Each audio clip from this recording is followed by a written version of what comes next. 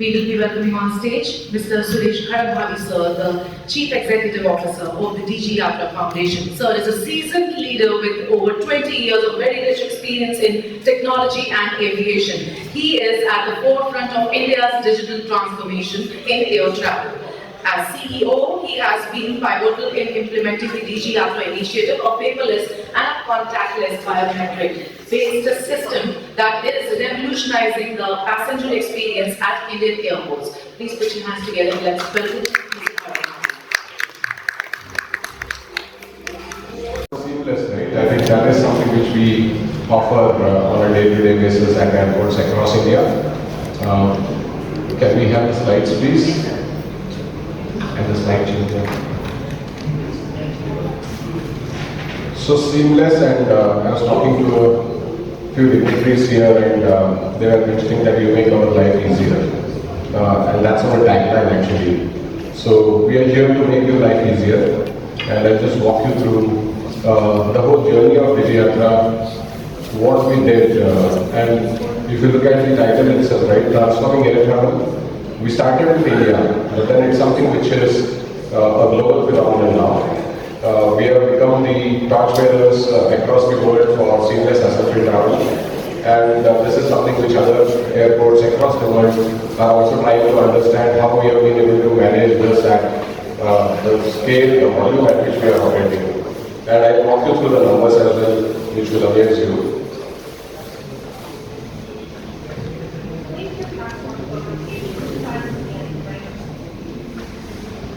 Yeah, so I think in India, I think this is something which everybody has to go through, right? Queues. And that's the genesis, I would say, of Digi Yatra, where I mean, all experiences across any services, right? You will have to wait in long queues to avail of those services. And this is typically in India, and then of course in many other countries also. It's the same thing where for availing any service you need to stand in a queue.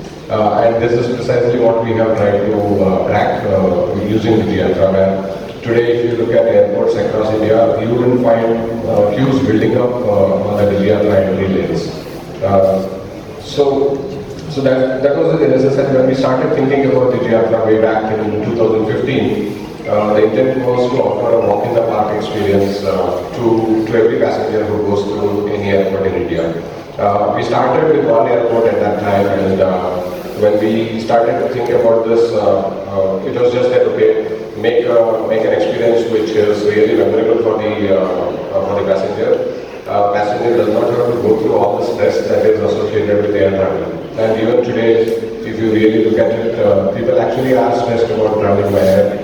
Because of the number of processes that each one has to go through, multiple checkpoints, same document checks happen time and again. And we have completely taken on those checks. You can just simply walk through. And of course our bold vision is that, eventually you will have an airport where there won't be any barriers. You will just walk through all the touch points without even noticing that there was a checkpoint, right? Your identity gets validated, your travel document gets validated, everything gets validated just with your face and the single token. Moving on, what is the impact that we have left, right? So as you can, the question here is, how many of you have used Digi Yatra? So more than 50% have used Digi Yatra, right? And when I started here 3 years before when we were at this event, it was very few numbers, right? And now you can see that the adoption level has grown. So you would have experienced that you don't need to carry any printed boarding pass. Nothing is required, right? No identity card also to be carried in your pocket, right? Everything is in your phone. You already shared your credentials to the airport. So the airport knows that you are going to travel on so and so date, and then you just walk through. So 0 people documents, completely contactless. And I also like to call it as a health risk-free travel, which is that this is something which we find during the pandemic, where the behavior during the pandemic was that, I don't want to touch any equipment, I don't want to exchange any documents with anyone, right? And this process fits very well into it. You just walk through, your face becomes your token, you get validated, and you don't have to show any document to anyone. So it's a seamless process. And 5 to 7 minutes is what we sort of almost are beginning to guarantee. Although, of course, security check is a process which might take some time. But generally, on an average, if you look at it, the reliability of our ecosystem is such that, if you are at the airport entry gate at X point of time, within 7 minutes, you should be in the boarding area. So that kind of an assurance is what we are able to give you. And when I speak to people about Digi Yatra, I've heard so many times from people that, you saved me the other day when I was almost going to miss my flight. So the traffic in the city is something which nobody can control. And then if you arrive at the airport late, Digi Yatra is there to help you. Of course, we don't guarantee that, but then the point is that it is still something which is reliable and dependable to a large extent. So the process is, sorry, the line is a bit garbled, I don't know, maybe fonts. But anyway, I'll just walk you through this process. This is where we actually have a major role, right, which is how do you enroll? So today, the whole enrollment happens using your Aadhaar, and you could actually enter the Aadhaar number directly on the Aadhaar window, or you could also use your DigiLocker account and then enter the Aadhaar number. From the Aadhaar, you get your eKYC data. Once your eKYC data comes in, so we ask you for a selfie, just to establish that nobody is misusing your data. The face is matched with your selfie, and then once the match is successful, a credential gets created. And now this credential gets stored in your own phone, right? And our question here again is, how many of you know that we do not store any of your personally identifiable information? A few of you only. So actually speaking, this is something which I use, like these platforms, right, are platforms where we want to tell you that we ourselves as Digi Yatra Foundation do not store any of your credentials. All your credentials are in your phone, right? It's with you. And this is our USP, I would say. While we are offering you a seamless hassle-free travel, it is offered with a guarantee that your data is not being stored by us. And this is something which people are becoming very sensitive about today. Where you wouldn't want to share your phone number, or you wouldn't want to share your photo or your name to anyone unnecessarily, right? So you create the credential. The credential gets stored in your own phone, right? And whenever you do your travel, you get a boarding pass, and you upload the boarding pass. Along with the boarding pass, your identity credential gets shared to the origin airport. And once you do your seamless travel, within 24 hours of the scheduled time of departure of your flight, that data also gets purged. And we do consistently audits which are done by certain impaneled agencies to ensure that that data which is shared to the airport is also purged within 24 hours as a systemic process, not on a manual process, right? So that's the sharing. And then once you reach the airport, it's simple, right? You just walk through all the touch points from airport entry to security check and then boarding gate. We have some challenges in boarding gate adoption, where zone-wise boarding and so many other complexities are there. And airlines and airports are working together to ensure that these Digi Yatra gates also are used for making that seamless entry process right into the aircraft. The one that you see on the right side, automated border control, is something which we are working on. I have a slide on that, I'll explain. So changing travel is basically simple, right? Making it very convenient for you to travel, reducing your stress, right? So you can think about that meeting or that interview that you are going to attend, rather than thinking about the complexities of the processes itself. It's completely secure and private. No, I would say storage of any storage of any personally identifiable information. And then of course it is faster, it is safer because you do not touch any equipment, and of course it contributes towards sustainability because one is no printing of paper boarding passes. Second is that airport efficiencies also get enhanced in a large way, and due to that you don't need a bigger footprint for managing more passengers. So airports, of course, efficiency increases, and therefore it is contributing towards that as well. I'll quickly touch upon the journey, which has been a long journey, almost a decade now. 2015, it started as a concept at one of the airports to give a memorable experience to their passengers, right?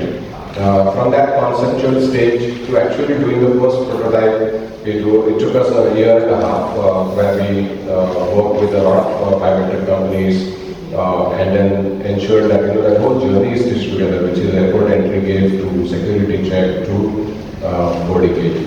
So that whole journey is stitched together where identity validation happens, your travel document validation happens with the airline departure control system, all that, right? So 2017, the first prototype, and then of course a lot of consensus building, because this whole journey would not have been so successful unless and until we had the consensus from the ministry, the regulatory authorities. So all of them came together. They reviewed the whole process. We were asked to draft a policy. So the Digi policy was drafted in consensus with multiple stakeholders, airports, airlines, all the other regulatory authorities, Bureau of Civil Aviation and Security, CISF, Intelligence Bureau, Bureau of Immigration as well. So everyone came together and we got this whole policy drafted. It got published in 2018 and we were able to sort of roll it out as a policy. Now that the policy has been rolled out, somebody has to build it, right? So I was, we were presenting to Mr. Nandan Nilekani at that time, just bouncing off the idea to him. And what he suggested was that we should actually form a not-for-profit company. And there were a couple of reasons for that, right? One is a not-for-profit company, from a perception perspective, right? It would look like a company which is not there to make any money, right? And that was, I think, one of the primary reasons, because we were dealing with personally identifiable information of passengers, and it's a sensitive thing, and people should not misinterpret our intent. So from that perspective, a not-for-profit company, and then of course not to lose the focus, right? Our focus is completely on making your travel seamless and hassle-free. So don't lose focus of that. So that was the reason a not-for-profit company was mooted, and then we went ahead and actually formed the organization. And who became the part of the shareholders, right? We have Airports Authority of India, who's 26% shareholder, and then the remaining 74% is equally divided between 5 public-private partnership airports, which is Bangalore, Delhi, Hyderabad, Cochin, and Mumbai. So 6 shareholders. We also have a non-shareholder board member, which is the Ministry of Civil Aviation, because the ministry is sort of 100% involved in the day-to-day affairs, or rather at a high level involved with where we are headed towards, right? So that's the organization. And then, of course, we started to do an RFP to get an OEM to build this ecosystem. We were on the verge of placing the PO when pandemic hit us, and that was a showstopper for us. And we had multiple issues with the airports. The travel had come to a standstill. There were cash flow issues, and airports were not very keen to invest into a new solution. But for me, it was something which I felt that the post-pandemic behavior of completely contactless processes. This was something which already gave it. So we started to look at alternative ways. I was part of the IATA's 1ID advisory group at that time, and we were talking about something called a self-sovereign identity. So we said that, okay, instead of a central ecosystem or a platform, why not build a decentralized ecosystem? So that's where in 2020-21 we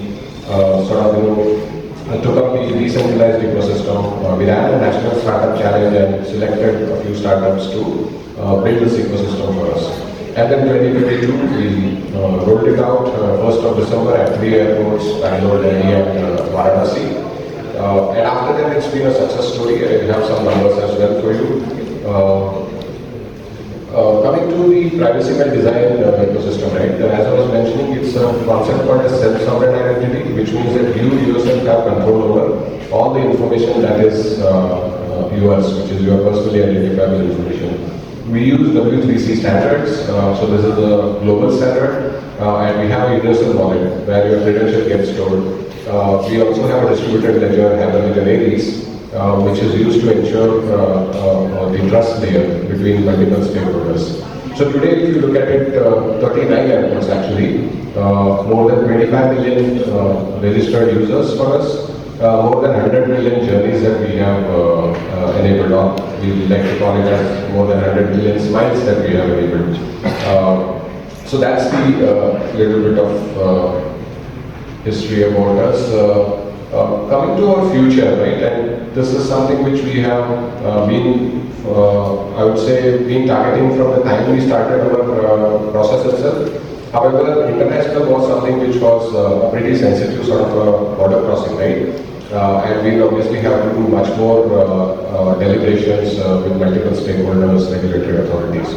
So that's the journey that we have now begun. In the next 6 to 9 months, we would have rolled out a complete electronic passport-based enrollment. So apart from your Aadhaar and also driving license, which is going to come up soon, you will also have your electronic passport-based enrollment. And today, India is issuing the electronic passports. So you could enroll with your electronic passport. The way to enroll is basically scan the first page and then put your phone on the passport, and then it reads the chip on the passport. So every electronic passport has a chip, and the phone reads it through an NFC, near field communication. And once it reads your face, whichever was there in the chip, gets sort of stored in the phone. We ask for a selfie to ensure that it's the same person who's enrolling. And once that selfie is done, your credential gets created. So that's the way to enroll. So passport-based enrollment, and we have started to work with Yatra. Yatra is working on One ID, which is a global end-to-end seamless travel, right? And ICAO, which actually defines all the standards of electronic passports and other passports. So we are working with them very closely. We have a contract with ICAO to be able to read electronic passports of various citizens, right? Any global citizen who has an electronic passport will be able to read their credentials. So that's something which is work in progress. We have already tested it out. We tested Bangalore-Doha flight, 7 passengers, right? And they were able to successfully go through the airport process at Bangalore. Here, what we are also targeting is global interoperability. And a while ago, we were discussing that there is the FTI TTP program, right, which enables you to go through and arrive into Indian airports in a seamless manner, right, for international travel. But the thing, the difference with the Digi Yatra would be that you will be able to actually share your credentials not just with the departing airport, but also to the destination airport. So imagine you are flying from Bangalore to say London. You share your credential at Bangalore airport, and then go through seamless process at Bangalore. But when you share your credential, you will also share it to London airport. So imagine you took the 12-hour flight, and then you don't need to stand in 2-hour long immigration queues. You will be able to go through, because you already shared your credentials, they have your passport data, and you can just scan your passport and match your face and go through. So that's something which is going to make a change, not just for departing journey, but also for the arrival journey. And that is also applicable not just for Indian citizens, but also for global citizens. So that's something which we are working on. You will see trials happening from October onwards, and then hopefully we go live somewhere before March 2027. And that's our vision of creating a completely borderless world.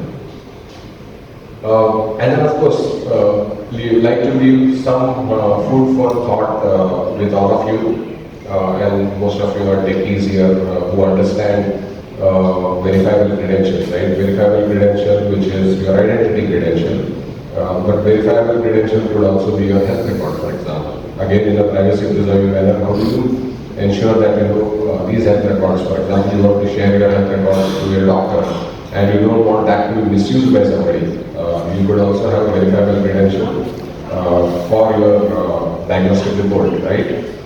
Similarly, any other, I would say, certificate, for example, your degree certificate. would also be a verifiable credential. And many people are doing it today, but it's all unstructured sort of thing. So we are trying to see how we can build an ecosystem where every credential can get accepted and verified and validated.